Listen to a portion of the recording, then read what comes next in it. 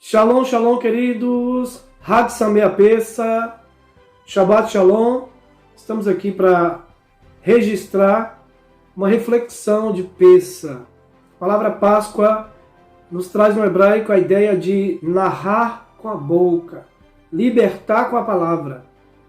Então, Hashem, o Eterno, usou Moshe Rabbeinu, nosso mestre e o grande líder do povo de Israel, para libertar o povo com a sua palavra, palavras estas que o Eterno colocou em seu coração e nos seus lábios.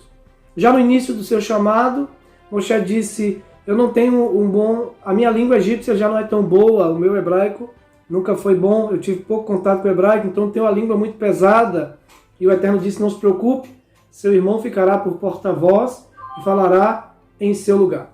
Mas enfim, alguns anos atrás a gente trabalhou essa questão da semântica, da morfologia da palavra Pesach. Esse ano eu quero falar sobre a nona praga. Por ocasião de toda essa pandemia que estamos ainda vivendo no mundo, por ocasião dessa ideia do sangue no umbral, para não deixar que o Espírito da parte do Senhor matasse os primogênitos de todo o Egito. Então tudo foi trazido esses dias para essa reflexão. Nunca tivemos uma Páscoa tão real, tão verdadeira, tão contextualizada com essa questão da praga. Lembrando que algumas palavras em hebraico, quando eu leio na Bíblia, elas me trazem uma outra revelação. A palavra lá do Salmo 91, nenhuma praga chegará à tua tenda. Praga, a palavra ali é como se fosse uma bactéria em hebraico, tá certo? Em grego vai dar mais alguma coisa sobre tártaro, tá? No grego e no latim. Nona praga, por que você vai falar, Robson, da nona praga em Páscoa? Porque depois que passa a praga, ou seja, depois que a gente passar essa situação, e graças a Deus nós já estamos saindo dela, eu não quero comentar aqui, mas tem muita manobra política, tem muito alaúde.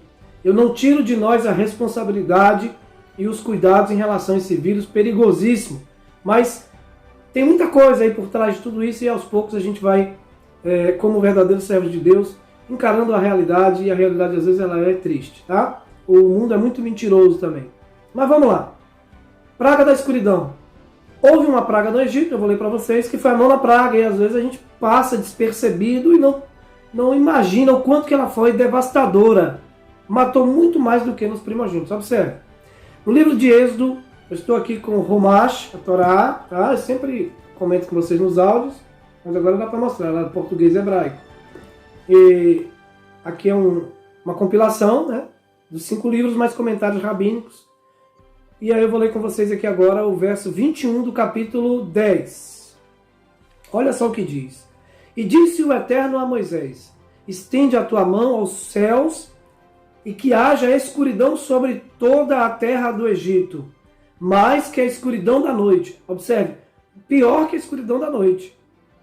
E estendeu Moisés sua mão aos céus e houve trevas espessas em toda a terra do Egito 3 dias. Não viu nenhum homem a seu irmão, e não se levantou nenhum homem de seu lugar por 3 dias. E para todos os filhos de Israel houve luz em suas habitações. Baruch Hashem, glória a Deus. Na casa dos israelitas, lá no gueto, lá em Goshen, ou na parte periférica, onde estavam os judeus ali dentro do Egito, havia luz. Eu acho maravilhoso um hábito judaico. É dentro da tradição judaica. Isso não é mandamento bíblico. Tem princípio bíblico. Quando nós acendemos as luzes para receber o Shabat. A mulher israelita vai lá, ela preparou a casa, preparou a comida. E o Shabat é uma herança maravilhosa para quem quiser abraçar, não é só para judeu. Na sexta-noite, a mulher israelita vai lá e acende as luzes do Shabat. Ela entende que o primeiro ato da criação foi a luz, e haja luz e houve luz. Não é isso? E aí quando acende essas luzes do Shabat, que simboliza a alma do casal, a alma dos filhos, que simboliza esse momento de escuridão, em que na casa dos israelitas havia luz. Essa luz é a representação de celebrar a festa, de celebrar o Shabat.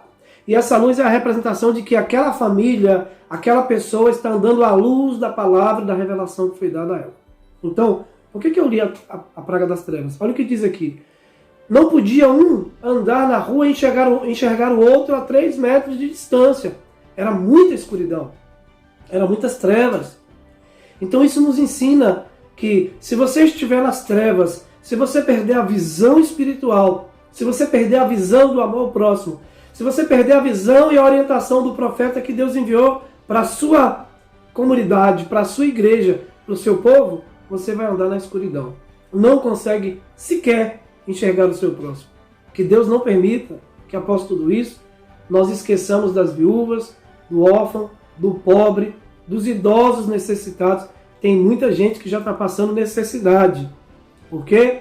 Porque, querendo ou não, esse tipo de situação social, esse tipo de situação política que o país está vivendo traz escuridão.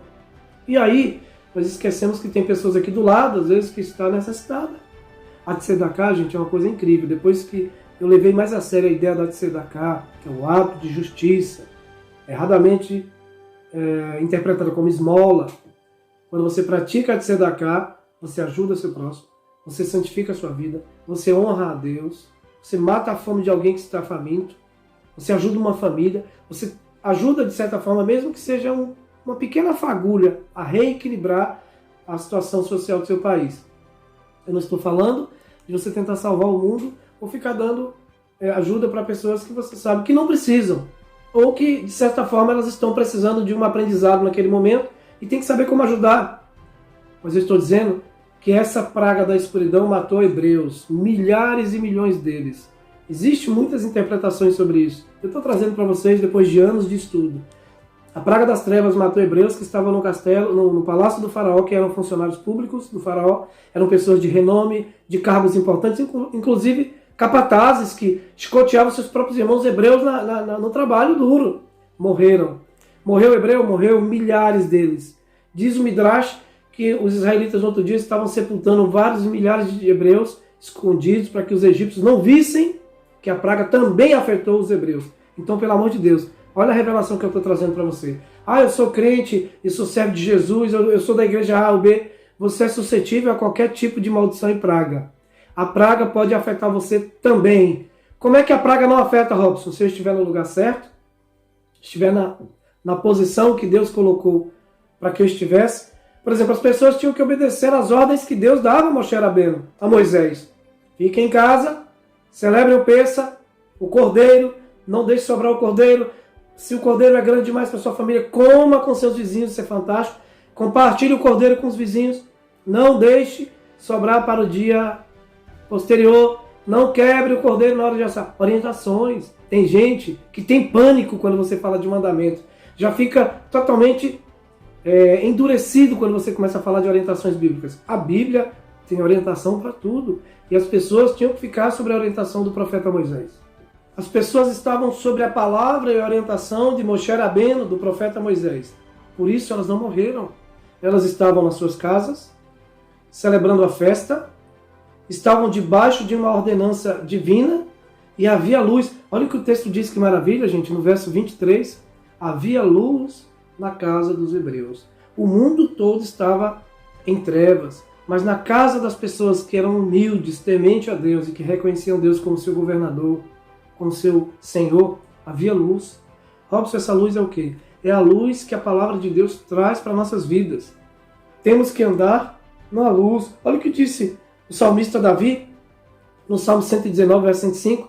Lâmpada para os meus pés é a tua palavra, e luz para o meu caminho.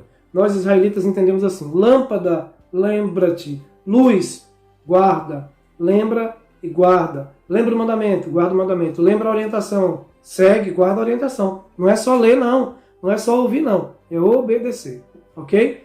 Hag Samea Pessa para você. É uma pequena reflexão que eu quero trazer para vocês sobre Páscoa.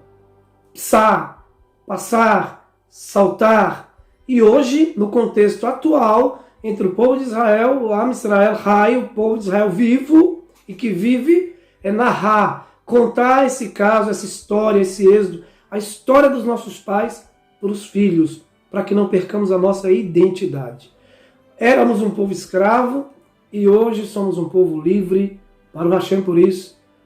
Páscoa significa para nós libertação e responsabilidade. Somos libertos das garras e das mãos e do jugo de Faraó, para sermos livres com responsabilidade e abraçarmos a vontade de Deus para as nossas vidas. Que Eterno te abençoe e te guarde. Feliz sábado. Nós teremos ainda alguns áudios sobre a Páscoa, especiais, e que o Eterno abençoe todos desse grupo Escola de Profetas. Shalom, shalom. Até mais ver, pessoal. Lehitraot.